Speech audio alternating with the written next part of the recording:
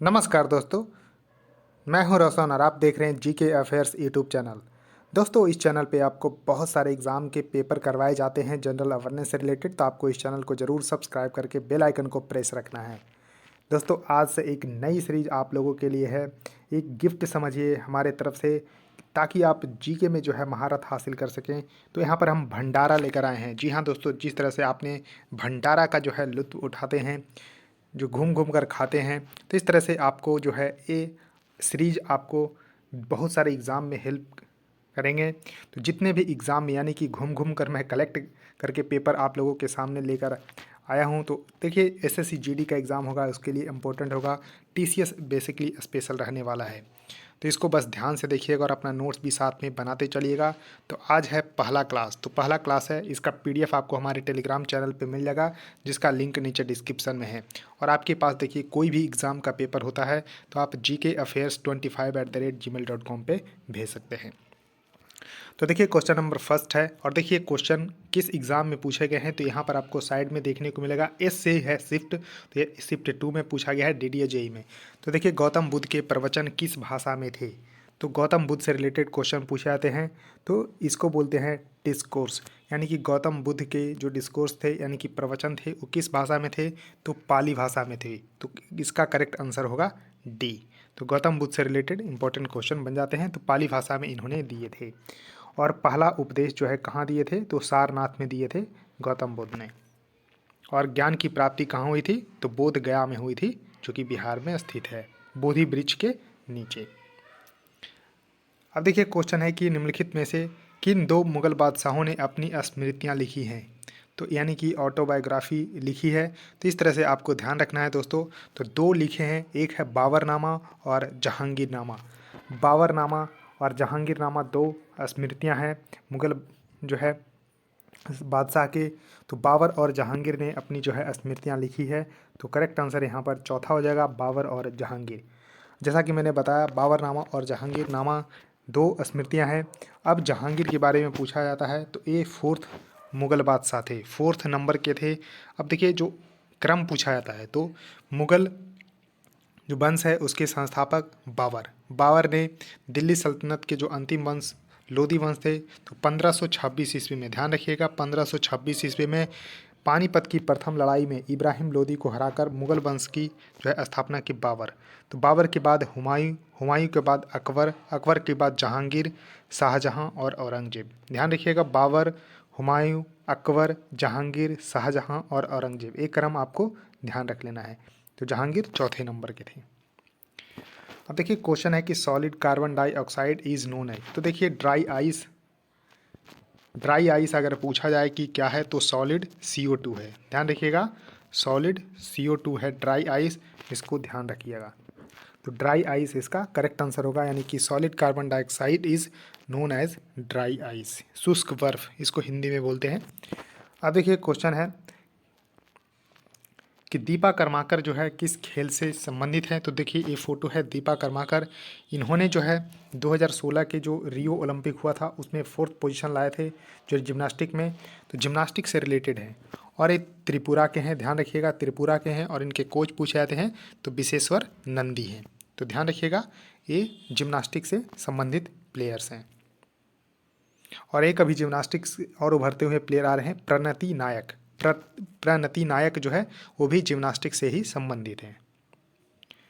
अब देखिए, क्वेश्चन है कि पेशेवर गोल्फ टूर खिलाड़ियों को प्रत्येक शॉट के लिए कितना समय मिलता है। जो पेशेवर जो गोल्फ टूर होते हैं, तो इस तरह से ये बॉल आपको देखते हैं, ये है, आपको इस तरह से मारा जाता है, तो एक पूरा जो है समय लगता है, 45 सेकंड का समय मिलता है।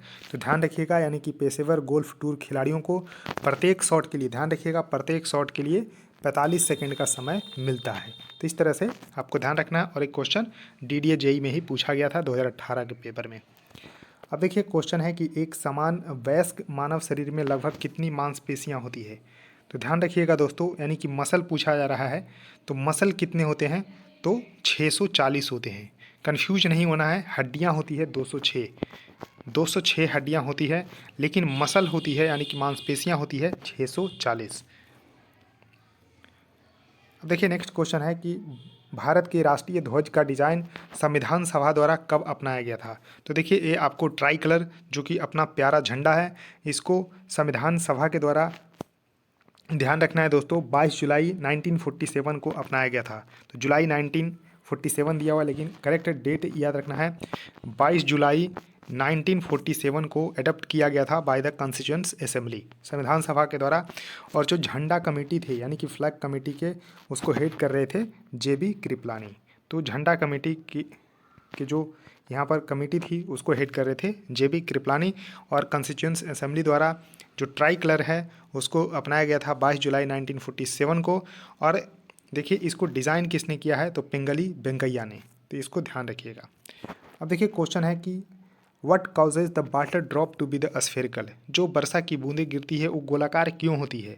तो सरफेस टेंशन यानी कि पृष्ठ तनाव के कारण जो है वर्षा की बूंदें गोलाकार होती है। और एक कई बार एग्जाम में आ चुके हैं, जैसा कि आप देख रहे हैं, तो ये पूछा गया ही प्रश्न है। तो सरफेस टेंशन इसका करेक्ट आंसर होगा, यानी कि पृष्ठ तनाव के कारण ही वर्षा की बूंदें जो है गोलाकार होती है।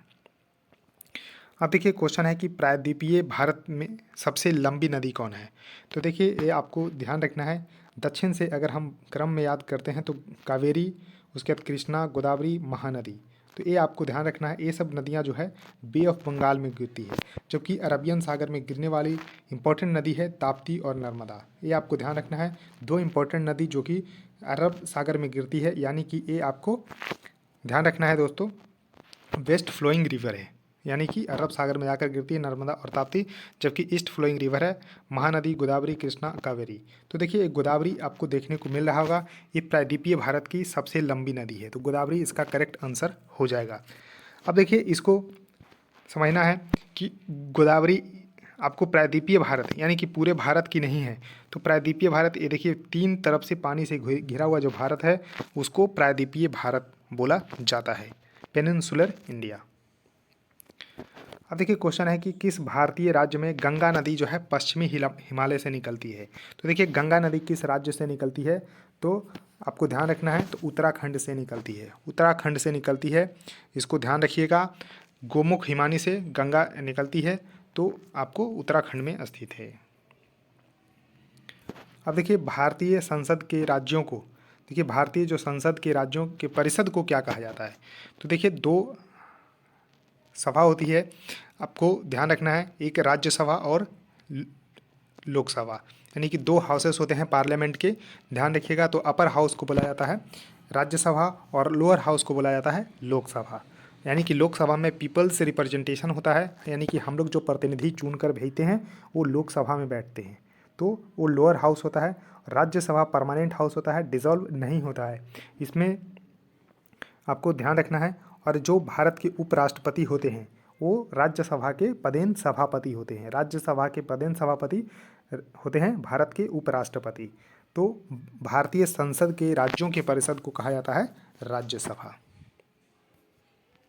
अब देखिए क्वेश्चन है कि सेब में मुख्यतः किस प्रकार के अम्ल पाए जाते हैं? तो देखिए सेब में मैलिक एसिड पाए जाते हैं, ये आपको ध्यान रखना है, यानी कि सेब जब खाते हैं तो उसमें मैलिक अम्ल जो है भरपूर मात्रा में पाया जाता है, तो इसको ध्यान रखिएगा।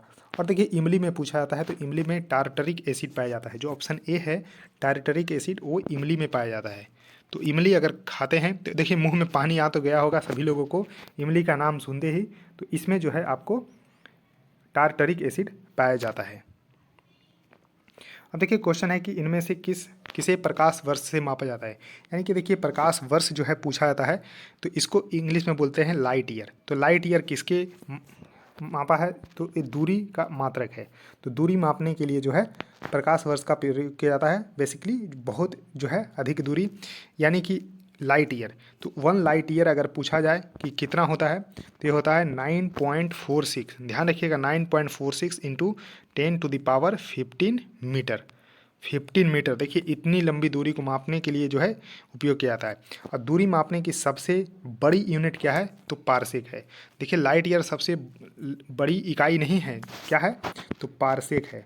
तो पारसेक जो है दूरी मापने की सबसे बड़ी इकाई है। तो पारसेक में कितना होता है? तो 3.26 लाइट ईयर, यानी कि एक पारसेक में 3.26 लाइट ईयर होती है।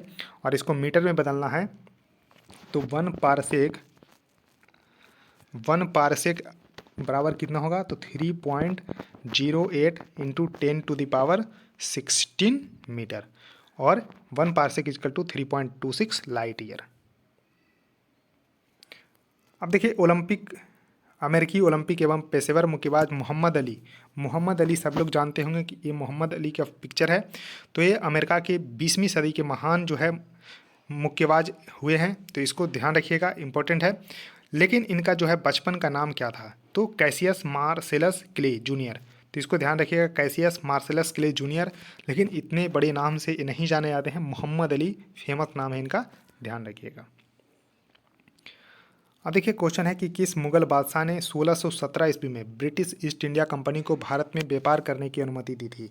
तो देखिए 1617 ईस्वी में, ध्यान रखिएगा, जहांगीर का जो काल था वो था 1605 से लेके 1627 तक, और चौथे मुगल बादशाह थे। तो देखिए इसी क्रम में जो है 1617 ईस्वी में इन्होंने जो है ब्रिटिश ईस्ट इंडिया कंपनी को भारत में व्यापार करने की अनुमति दी थी। तो जहांगीर इसका करेक्ट आंसर हो जाएगा। अब देखिए क्वेश्चन है कि मायोपिया निम्नलिखित में से किससे संबंधित है। तो देखिए मायोपिया, तो देखिए इसको याद करने का एक सिंपल सा ट्रिक है। कन्फ्यूजन हो जाता है कि मायोपिया हमें दूर की वस्तु देखते हैं या नज़दीक के दिखते हैं।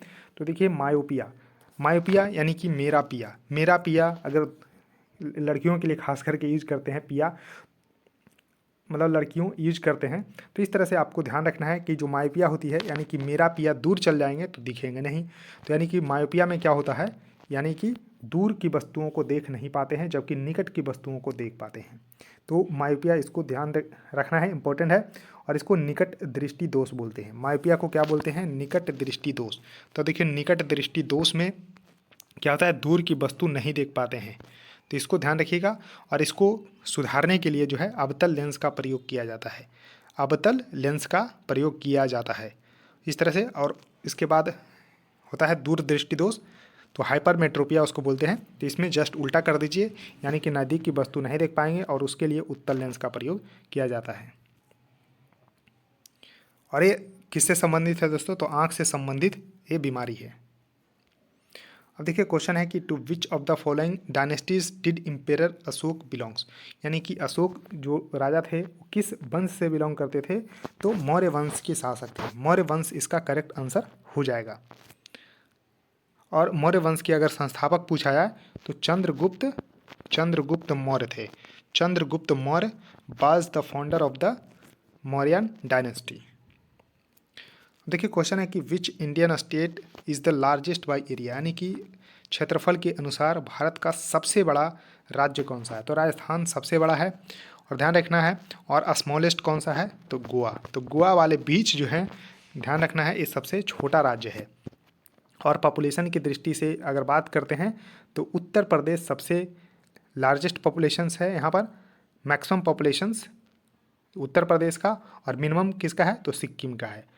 तो ध्यान रखना है, एरिया वाइज पूछा है तो लार्जेस्ट है राजस्थान, और मिनिमम यानी कि लोएस्ट एरिया किसका है, तो गोवा का है। और मैक्सिमम पॉपुलेशन उत्तर प्रदेश का, मिनिमम है सिक्किम का।